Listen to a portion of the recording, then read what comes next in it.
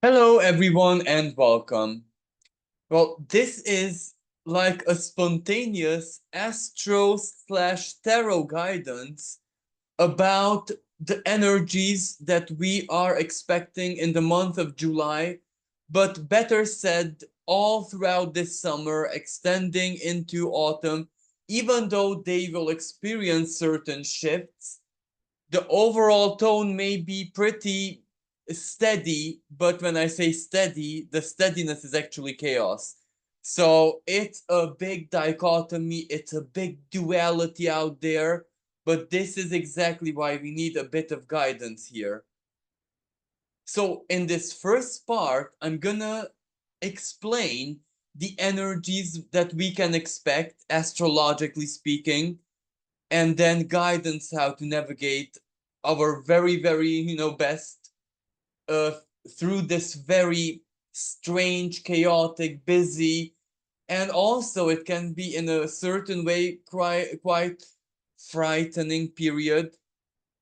Frightening because externally out there in the world, 3D, uh, the international community, so to speak, it's gonna be very noisy, very turbulent, very revolutionary.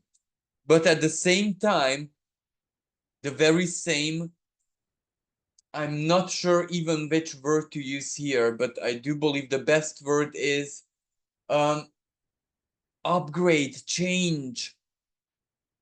We can experience also in nature, but the same way, even any upgrade, any change, any big transformation in nature is usually chaotic, turbulent, violent, sometimes calamities. Things change. And the elements, including even in a very shamanic way, not just in a physical way, are going to be very restless. And this restlessness, as I said, is more or less typical all throughout the summer. But July is going to be a big catalyst here, either in the sense that it will start important things, events, it will start like a chain reaction, but from another sense, it can also bring many things to a sudden completion because Saturn and Pluto and Neptune retrogrades are gonna start pulling in the anchor of completions, of things, bigger things in our lives personally, of course, but I would rather shift the focus collectively, have to see a certain kind of ending, termination, or completion. Why? Well, on first hand, Neptune is energetic at the very end degrees, even minute of the zodiac. So that's a massive ending, but the ending is not coming yet because it needs, what does always, whenever we speak about Neptune, Neptune always needs a transcendence. Like, for example, everything that we thought we believed about, something that doesn't even matter how right or wrong or authentic or whatever it is. Neptune adds a layer of transcendence towards that. I don't even know if I'm making sense here. Let me give you an example. I personally always believe in divine justice, and that divine justice can be very gentle and beautiful and, how should I say, like truly a miraculous experience. Now, if this is my core belief, maybe Neptune, this energetic but also a retrograde, and at the present moment when I'm recording this on the 4th of July, it's technically retrograde, but really stationary, not moving, standing still, hanging around. It's whenever a planet, especially a big planet, hangs around a degree before it either moves backwards or forwards, It's almost like when you have a book and there is that sentence or something from a page, and you take the marker and you really highlight it because it's that important. That's the core of everything. That's what the planet does. It, whatever it has to do, it marks it really, really strongly. But because it's also an erratic degree, it means it's preparing for elimination. Because that is any erratic degree, an elimination degree. But in this case, it is the very end, the very, very end of the zodiac. It's almost like something really needs to, and the best possible way to explain this, turn to history, to be, to turn into just a thought, a memory, an idea, go back to spirit. So that, of course, the next, the new, whatever Uranus has been working on so intensely since 2018 to start taking its place. Because Neptune in 2025, then 2026, its bullseye, its aim is actually Aries, the 0 degree of Aries, where it will meet in a conjunction Saturn in 2025. So that's a big new, then that's emphasizing more on the new. Today, now, it's emphasizing more on let us complete or finish, or Neptune, I cannot help but use its proper symbolism as in dissolve, flood, wash away, a cleanse, purge even. Not the Plutonian purge, because that's fiery, that's intense, but more like the Neptunian. It's where the water takes you away. Less degree of Pisces, less decan of Pisces, the undoing of whatever. The undoing of, and insert the word that you wanna after, because it's the undoing. And Neptune is insisting on exactly finishing, terminations, cleansing. So this is already very, very, very important and relevant and significant. And Saturn retrograde. Neptune cannot do much without Saturn. So they meet, as I said, in 2025, spring 2025, right? But before they meet, Saturn is, how should I say, symbolically to be understood, deciding, grinding down, selecting, judging, but not in a human slash personal way, looking at the probabilities, what part of Neptune it can bring into existence, and what part of Neptune it has to keep, maybe forever, in the realm of the unknown, unconscious, abyss. Why not, if you will? So, this is where both of these planets are strongly working on our beliefs. Whatever we believe is being, in a way, tested by Saturn, then given a layer of great transcendence by Neptune. My own example that I use, I believe in divine justice. Maybe right now I will see it in a way, see it play out, experience it, call however it will play out, let's say, in a way that is really gonna be something that, despite all my knowledge that I have in the present moment, all my life experience, all my open mindedness, even maybe I can't even fathom it. So, you know what? This is the layer of transcendence that this Neptune will add to anything that we believe. And this is where Saturn's the saving grace. Something that we shouldn't really believe in is washed away. not with autopilot, because we have to put it in the tide, in the flow, in the washing machine, in the acid. Why not? Whatever we need to cleanse, we need to push it into the waters of cleansing. So it's not free in that sense, but it's very helpful for endings. So I'm gonna share my screen just for a tiny bit to cover some big dates of July, where the first bigger date is 8 to the 10th. Why? Well, on one hand, a lot is happening in the sky, okay? But the most important part, especially according to me and my personal opinion, is that Mars is gonna be, let me just highlight this for you.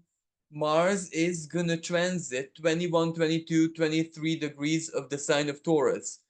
Now, on one hand, 21, 22 degrees of any fixed sign is critical, extra spicy, extra important, extra turbulent, let's say.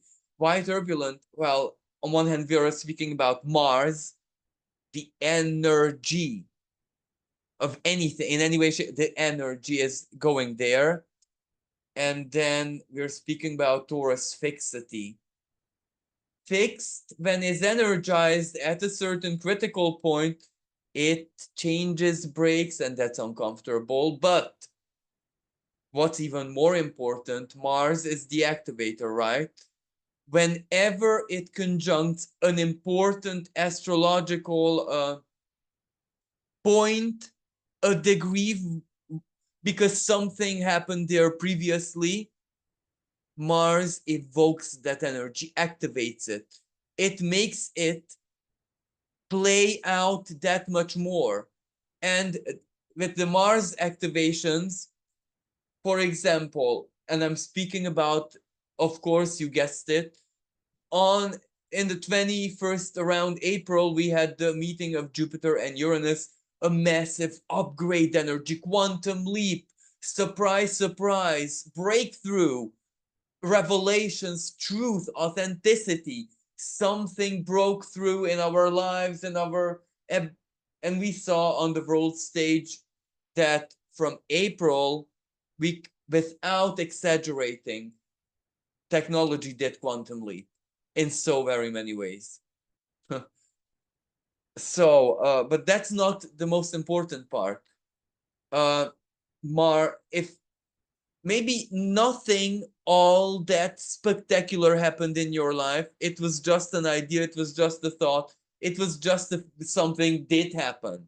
As in, I would be shocked if this Jupiter and Uranus conjunction wouldn't have showed up symbolically in your life, internally, externally, in whatever way. Symbolically, just an idea, a hint, or restlessness, an anxiety, something. There is a very good chance that now that Mars activates it, that to reverberate, to echo, to activate once again. So, yes, that's why this 8th to 10th, 11th is very important, because Mars is going to be there. And Mars is approaching slowly but surely Uranus. So their conjunction is starting. Both of these planets are the uh, biggest energy players, powerhouses, electricity force in the zodiac. Whenever they hold conversations, and a conjunction is a very intense conversation, they energize one another. So this is why physical manifestations are very likely. Earth, volcano, earthquake, finances, anything towards stability. In tarot, because we are going to do a tarot reading, of course, is the high priest. So that kind of stability. Like, let me give it, for example, for some people, Taurus will mean their marriage. That's the most stable part of their lives and nurturing. Taurus. Other people, job, other whatever area of life this is. So something is shaking there. Something is gonna go boom. a big truth, a big turnaround of events, a breakthrough, an upgrade, a symbolic calamity.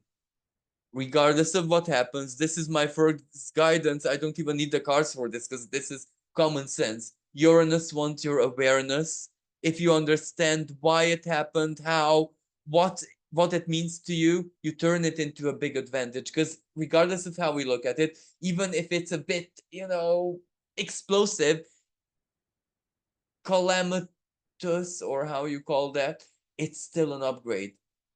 So we can expect weather phenomenon, we can expect turbulences, we can expect power cutouts, internet cutouts, and Mars, war, boom, disruption, technology, all of that financially, economically, politically as well, big banking, etc., etc., etc.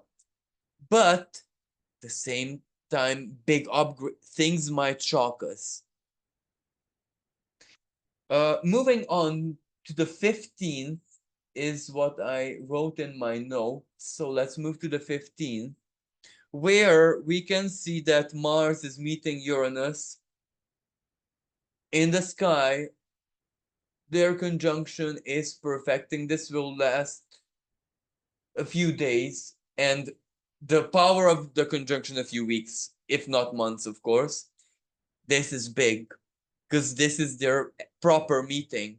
Uranus is energized, but this conjunction takes place on a fixed star named Algol, a notorious star in astrology because it is considered disruptive, let's say evil, demonic, lower vibration, tyranny, for example, grave injustice, the flourishing of evil, etc., etc. It's a head of Medusa. So personally speaking, Algol is like our biggest shame or biggest fear, something that if we look it in the eye, usually we turn to stone, we paralyze.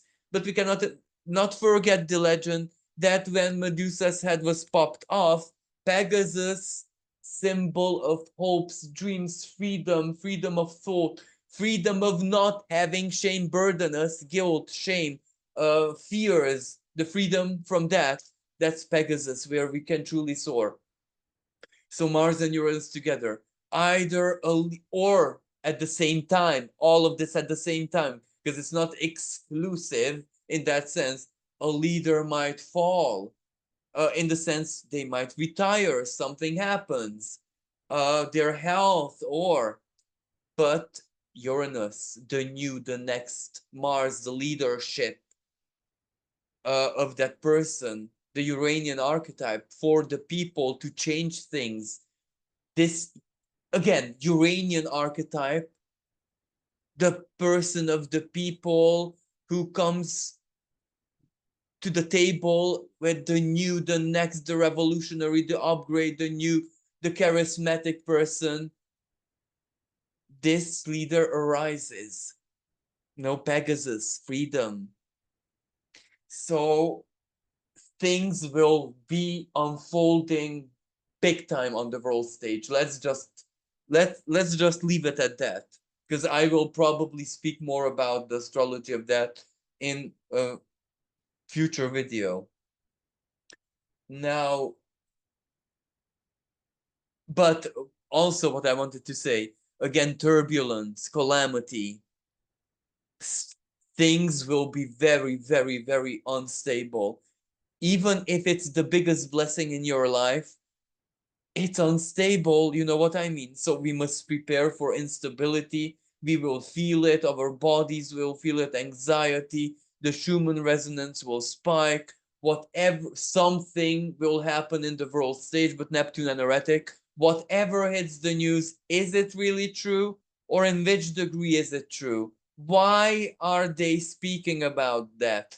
Because everything has a hidden purpose. And so, you know what I mean? A shock factor, okay, but is it true even?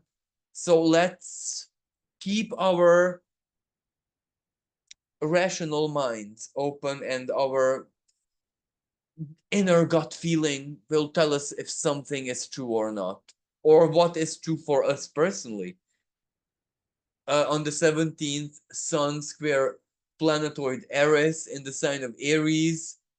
Rebellion, revolution, something really stirs us up. Sun in Cancer, family. We want to protect our everything that is dear to us. The Cancer of our inner world, but inner world means people like family, children, friends, our loved ones, community, country, whatever. So this is a rebellious energy.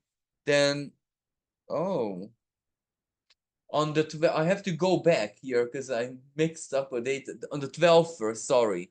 So on the 12th here we have, yeah, Venus entering the sign of Leo from Cancer.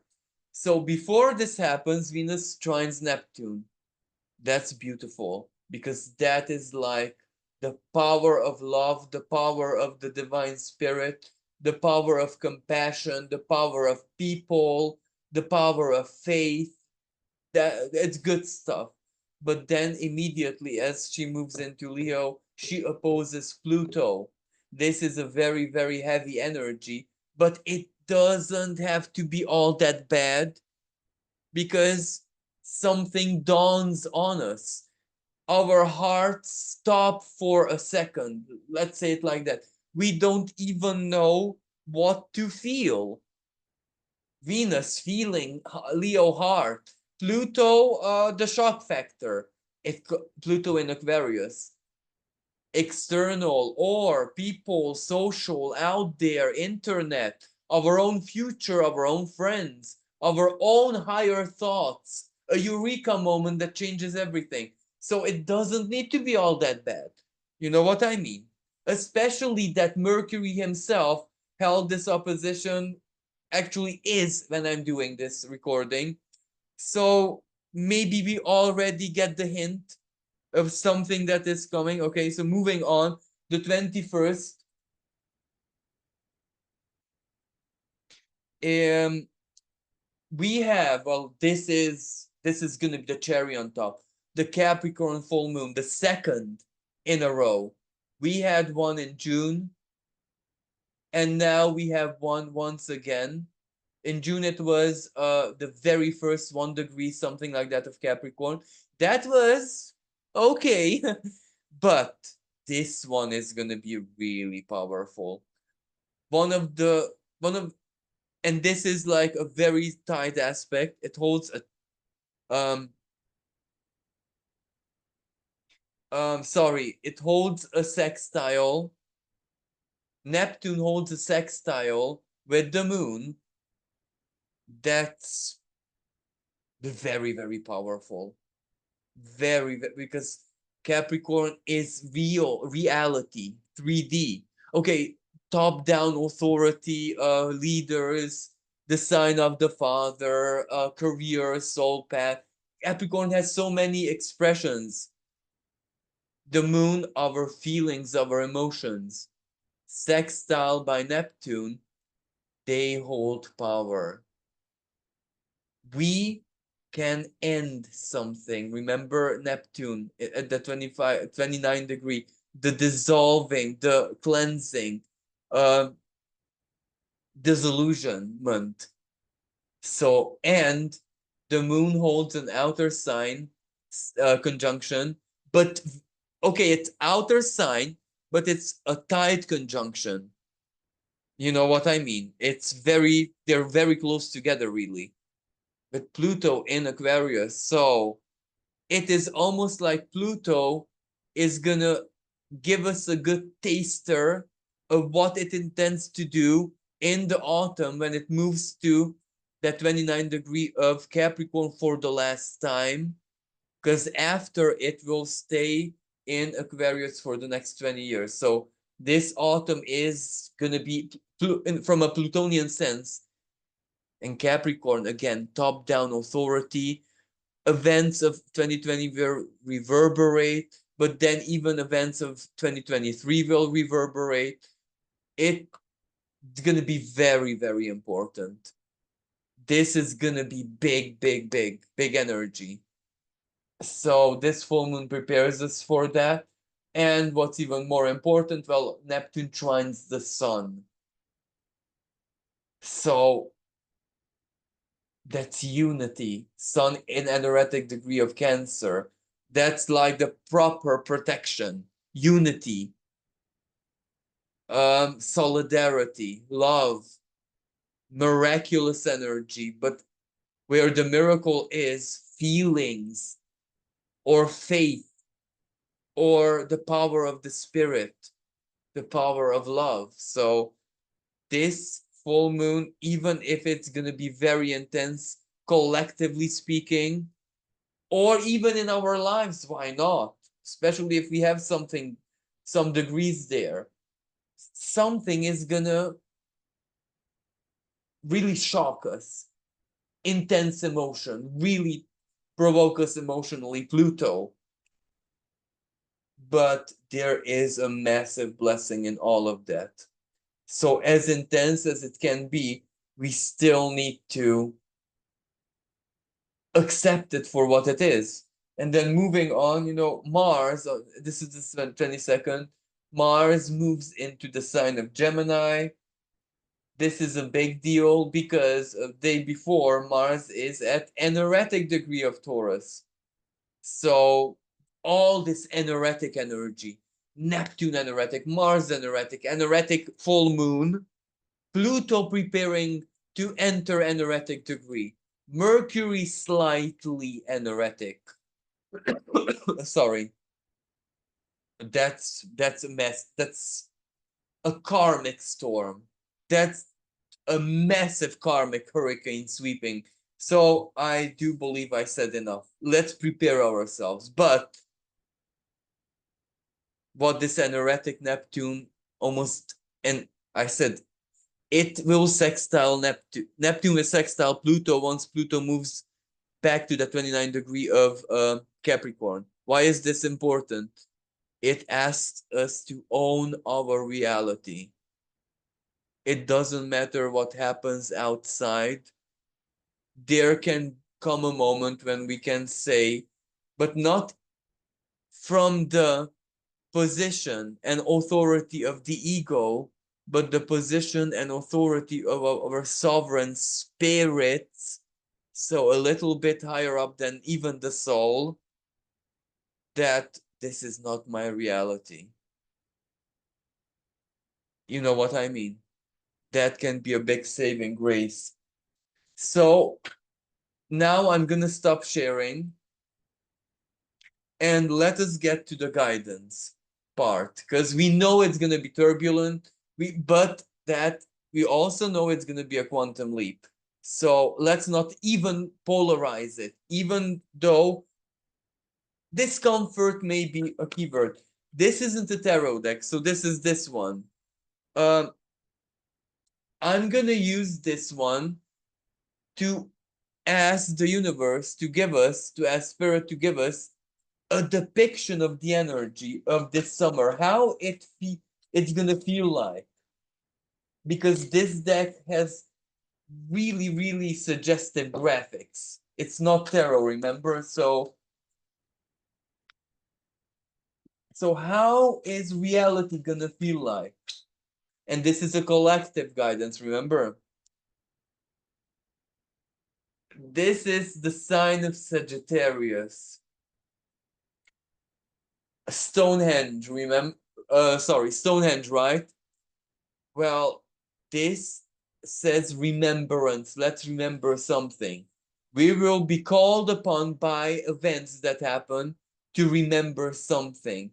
Maybe something that the United England was involved in at a certain the Stonehenge, but Sagittarius, international, and Sagittarius law, international law or an international culture, international philosophy, religious stuff. But this, remember, this isn't polarized. We don't know in which sense, but we know that something is gonna hit our highest thinking and even ancient wisdom, something ancient to cultivate, hard.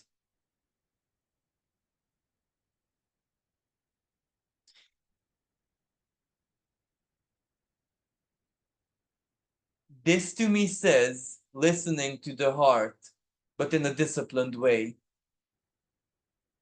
So, communication, direction, guidance, but to the heart. August is going to be very intense. Leo season is going to be super, super intense. So something happens in Leo season, an act of bravery, courage, but something executed meticulously, mind and heart working together. But what does this mean internationally? A leap of faith, a step, something that the world has not seen before, but in a mercurial way, diplomatically, legally. So it's words or agreement.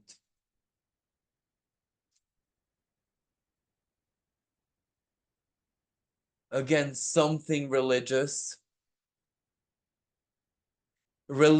philosophical, Neptunian, and Pisces. The whale is gonna be pulled towards December, right? When Neptune is gonna retrograde back to 27 degrees of Pisces, that's gonna be the last moment in our incarnation, this incarnation, when it will square in that way the galactic center. Something is going to be revealed, a big revelation. The veil is going to be pulled off. Something revealed. And this can be air travel. Something to do with air travel as well, because Sagittarius, the wings, aviation, space tech, space technology, if that makes sense.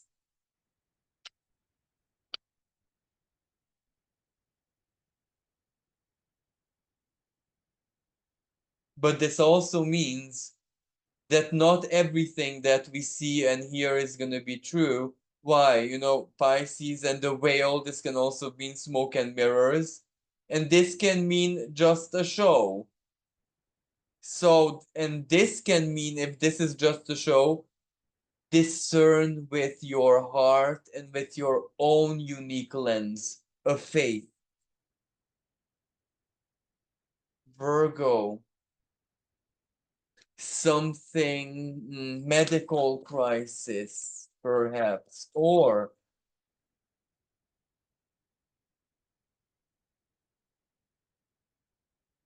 Virgo is also nurture, God's famine. Virgo is also service, work, a job, like the proper job, work, legislation that governs that. And Aries, of course, where the North Node is. Diplomacy, partnership. I do believe this means big, big, big efforts for peace. Big efforts for. So, yeah.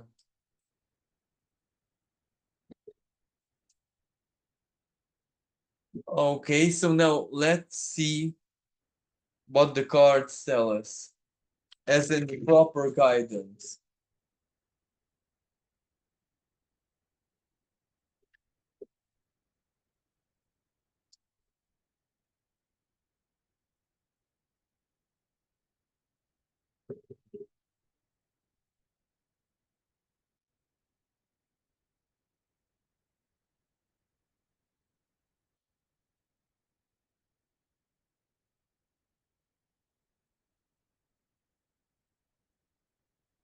Okay, so we have the Knight of Cups, Emperor reversed,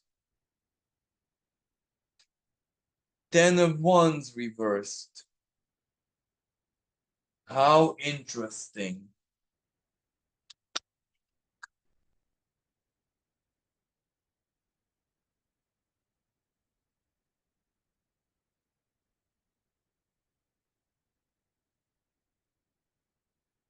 Nine of Cups, Judgment, Seven of Wands.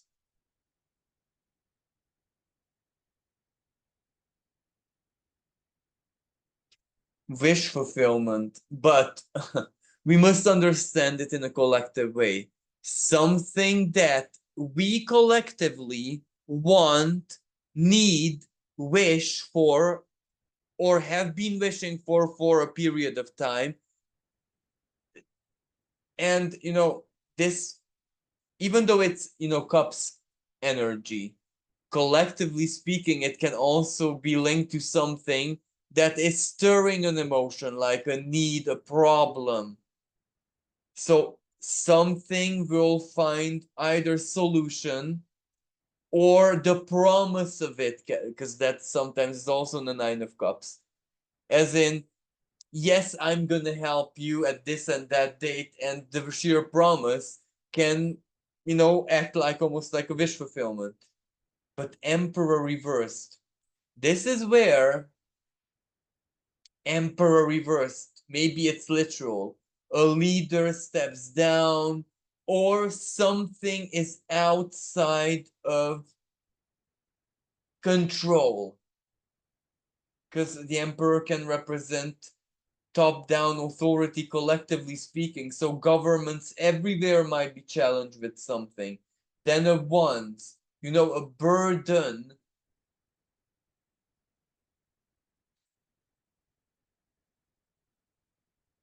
But reversed, where since it's reversed, that burden is pending and was pending there. Something, and Seven of Wands.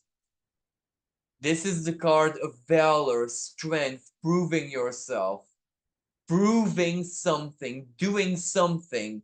So this means that something which it maybe even in the present is a theory or exists as a project, or they will it, want it, is actually going to be done. Something is going to be done.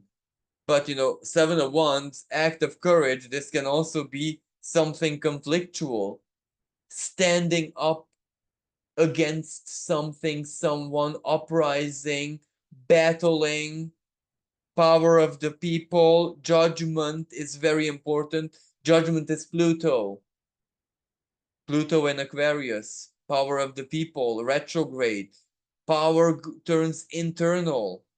So this is that big things might be coming.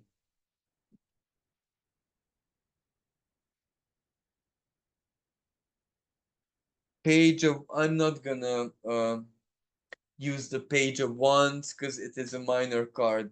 Three of Coins. So this also means work, either work legislation or wages or HR and everything that has to do with it, laws, applicability.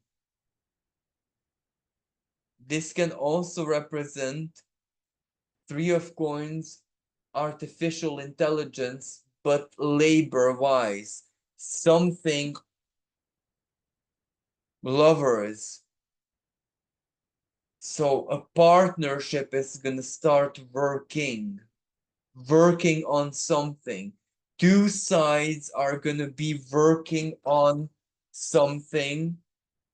Two of Coins, as in an agreement, a balance, material transaction. Or let's understand this. Because of pressure, Seven of Wands, big people, government, or whatever that means, in World Bank, international, whatever that means, for leader, something is gonna agree to work with the partner, people. You know what I mean. Aquarius, the individual, but and the collective, but they almost like beehive. Okay, the hive, but then there's a single individual bee. Everyone matters. Jupiter in Gemini is also bee energy. Everyone matters. And the Two of Coins, balance, economic agreement or balance or so. And coins energy, anything material, food. Let me give you an example. Food, healthcare, health, material health, balance, adaptation, status quo. Something is gonna be attempted. And finally, now had a hangman. Now the hangman, okay, that Neptune. Hangman in tarot is Neptune. An illusion, victimhood. But this can also represent to turn a situation around, the hangman to hang upside down.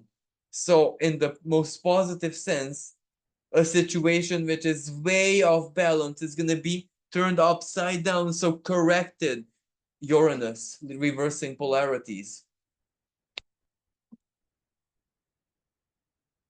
Three of Swords, so along an upset, a depression, collective depression, or something is sad, something is fearsome, heartbreaking. So that situation is going to be helped. That which is fearsome and heartbreaking. Six of Cups stems from the past, because Six of Cups nostalgia. High Priestess reversed, secret coming out. Oh, Seven of Swords. I didn't even see this. Seven of Swords, all again, information, something hitting, going viral, hitting the big news, but it might be Hangman, a deception, half true, not uncertain. So, but this can also represent internet disruption, censorship on the internet. This can represent a lot of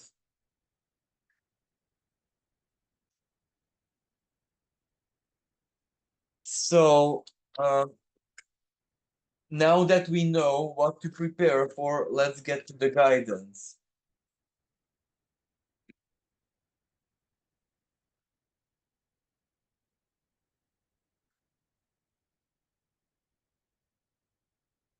So the Seven of Swords reversed.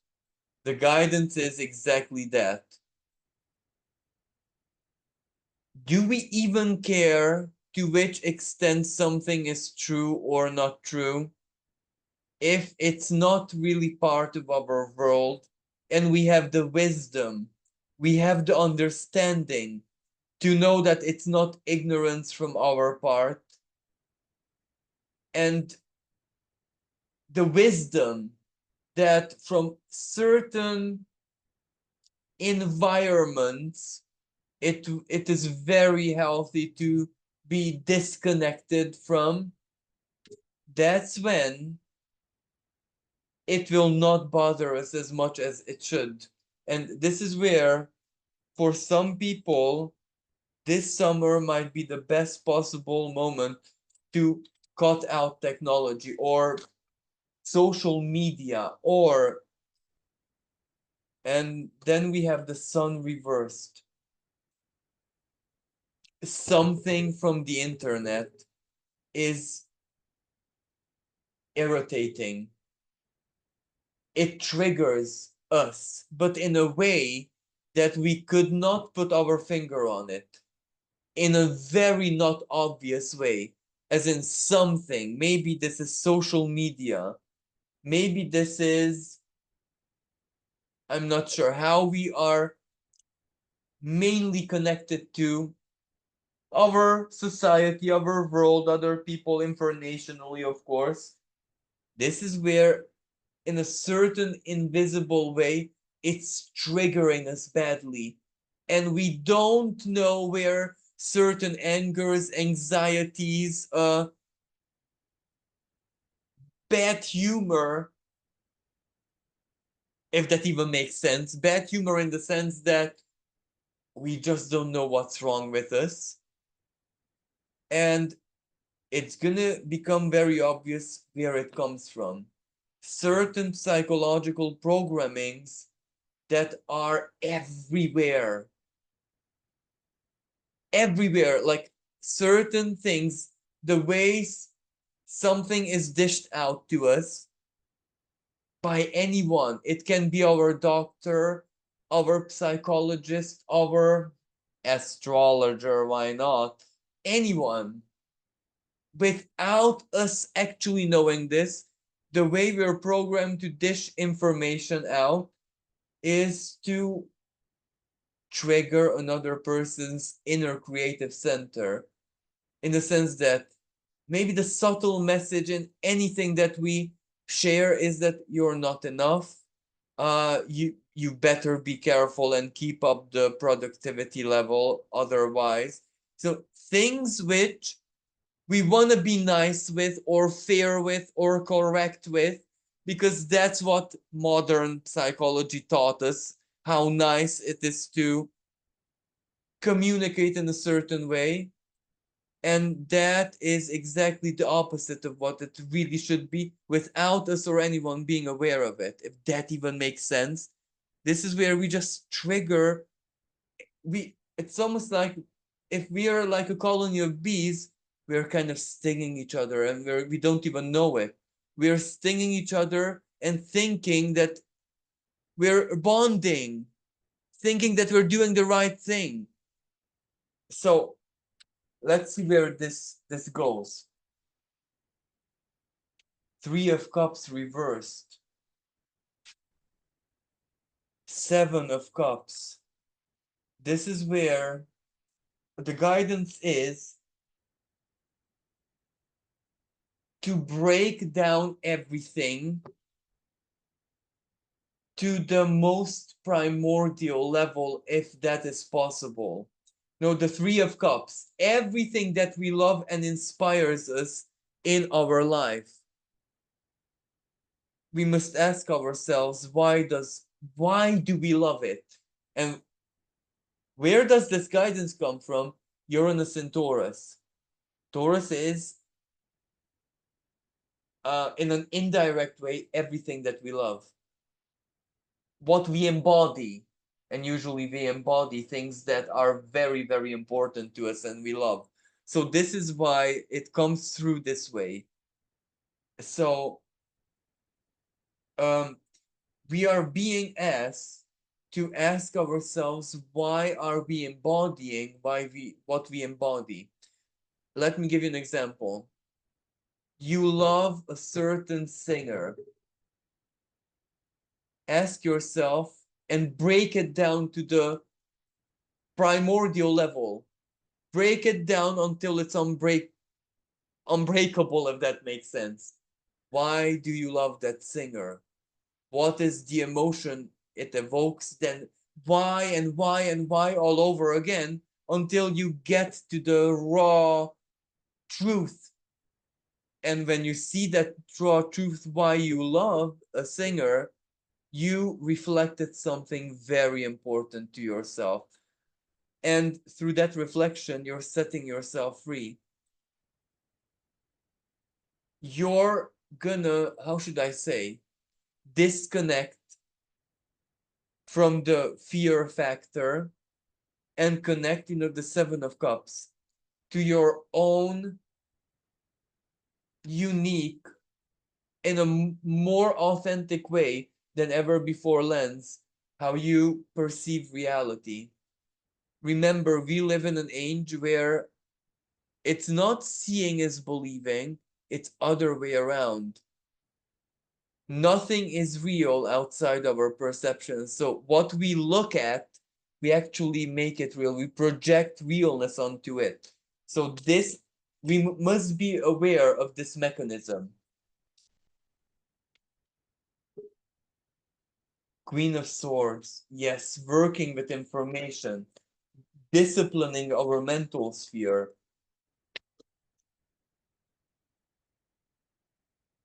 High Priestess and Death. Honesty. This is where it says raw honesty. Whenever you don't know the answer to something, how true or not true it is, or what it actually means, No problem. The answer lies deep within your being. Either, death, Pluto, Scorpio, better said, the sign of Scorpio, the inner animal knows because it has instincts. Animals always know. And nature has proven this to us 10 billion trillion times all throughout history in any way, shape, and form. Scientifically, non-scientific. Okay, so we know that nature is the greatest intelligence, even in a quantum sense. We are also animals. You know what I mean? So we must not allow that this modern connection to society to kill the inner animal. The inner animal must be alive and well because it holds the best guidance and GPS. Sometimes the inner animal holds the biggest truth and what to do. And I also have another tarot deck, one of my favorites, because it's so playful. And Jupiter in Gemini is computer games and any other kind of play games, etc., etc. So this tarot deck is very playful, and you'll see in a moment why. So guidance for us. So we have the High Priest.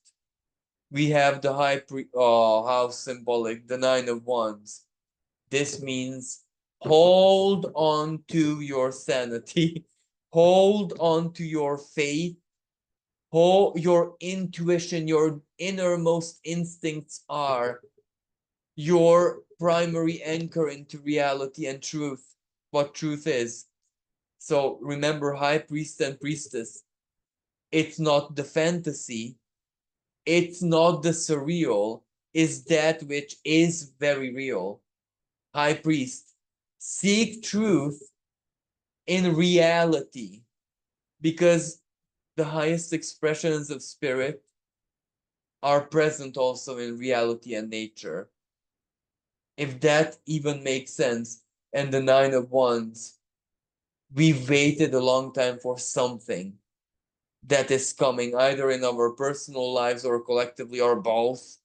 But this is where let's hang on, fasten our seatbelts, sorry. Because this Nine of Wands, this is where something reaches its peak.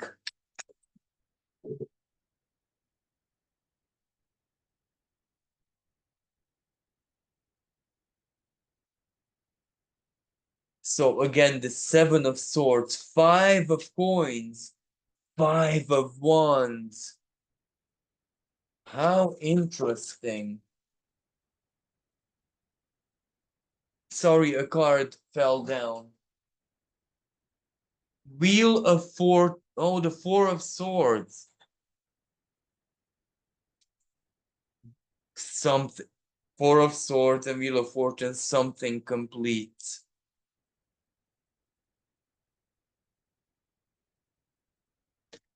But this can represent something that is stolen ultimately, be revealed or restored. I'm not really sure. Because you see, Five of Coins and Five of Swords, competition, the battle for something. So these two are getting out of they are in hardship, but they're trying their hardest to get out, but they're in the midst of it. This is the midst of battle, competitions, of survival. And this Nine of Swords is either sabotage or... But this is big, a celebration, a union.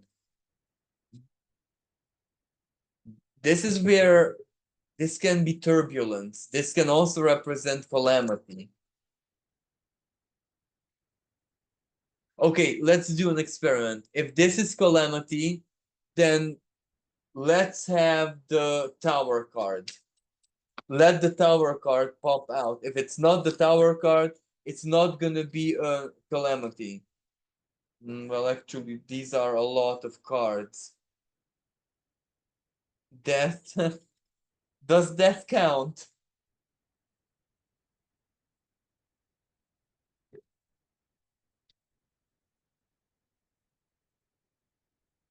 So what is that five of wands and five of coins? What does this mean?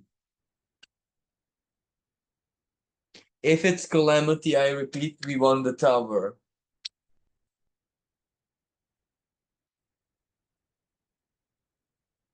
So the 10 of swords, the end of this, the end of struggle, or we have 8 of pentacles reverse, something that was began and left unfinished. Strength reversed with the hermit. So strength reverse covered us or by force or by, and hermit is where finding the path or some finding after long hardship, finding something. So after long hardship or something, people or we or whatever have been waiting for, something is revealed or shown or completed. How interesting. So I'll leave it at this. Thank you very much for listening. And this is my personal advice. Things are going to be heated in July in so very many ways. So we must anchor ourselves in our own truth. So again, not fantasy, not fairy tale, not false, altered states of consciousness provided hopes, but our most genuine, authentic hope, faith, and love, our connection to the divine and toward our own being. Because if we do that, if we embrace our being with honest love, not the kind of love where mentally we know it's the right thing to do because this book and that book and this author and my astrologer. No, not that kind of following the advice, but something that stems up very honestly, truthfully, and passionately from deep within yourself to embrace your own being. Now, when that happens, that's your truth, and that's what you need to basically anchor yourself in that truth that's not going to go anywhere, at least, even if, let's say, the whole world is swept away, not you, because you're anchored in something that is more real than reality. So thank you, everyone. And I really hope this was useful. Until next time, bye for now.